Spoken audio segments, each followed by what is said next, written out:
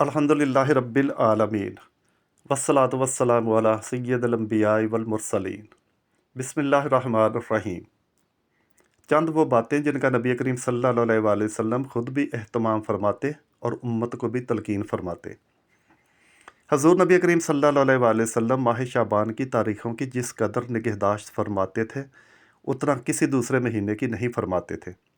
आप सल्लल्लाहु अलैहि वसल्लम ने फरमाया कि रमज़ान की खातिर शाबान के चाँद का एहतमाम किया करो।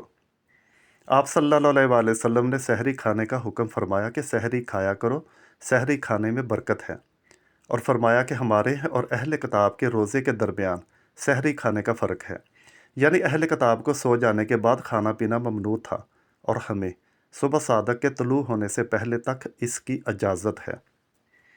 आप सल्लल्लाहु अलैहि वसल्लम ने फरमाया कि लोग हमेशा खैर पर रहेंगे जब तक कि गुरूब आफताब के बाद अफ्तारी में जल्दी करते रहेंगे।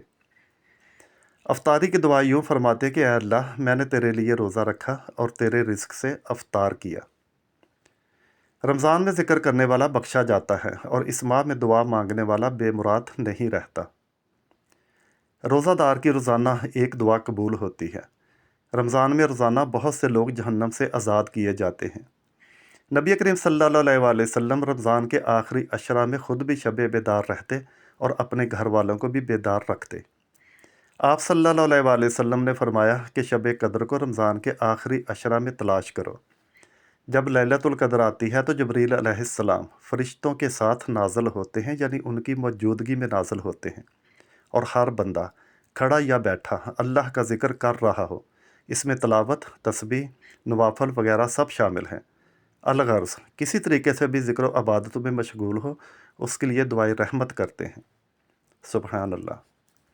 लैलतुल कद्र की दुआ यह है कि अल्लाह, तू बहुत माफ़ करने वाला है, माफ़ी को पसंद फरमाता है, बस मुझे भी माफ़ कर दे। अगर किसी ने बग़ैर उज़्र और बीमारी के रमज़ान का एक रोज़ा छोड़ दिया, ख्वाह वो सारी ज़िंदगी रोज़े रखता रहे, वो इसकी तलाफ़ी नहीं कर सकता। रमज़ान में 4 काम कसरत से किए जाएँ। 2 काम जिनसे अल्लाह ताला राज़ी होता है, ला इलाहा इल्लल्लाह की कसरत और इस्तग़फ़ार ज़्यादा पढ़ा जाए। और 2 काम जो इंसान की ज़रूरत हैं, अल्लाह ताला से जन्नत का सवाल किया जाए और जहन्नम से पनाह मांगी जाए। तरावी के बारे में आप सल्लल्लाहु अलैहि वसल्लम ने फरमाया कि जिसने ईमान के जज्बे से और सवाब की नीयत से रमज़ान का रोज़ा रखा, उसके उसके पहले गुनाह बख्श दिए जाएंगे, और जिसने रमज़ान की रातों में क़याम किया तो उसके भी पहले गुनाह बख्श दिए जाएंगे। एतकाफ़ के बारे में आप सल्लल्लाहु अलैहि वसल्लम ने फरमाया कि जिसने रमज़ान में आखिरी 10 दिन का एतकाफ़ किया, उसको 2 हज और 2 उम्रे का सवाब होगा।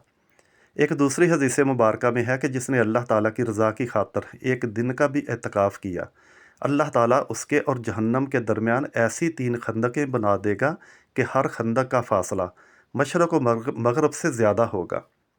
सुबहान अल्लाह।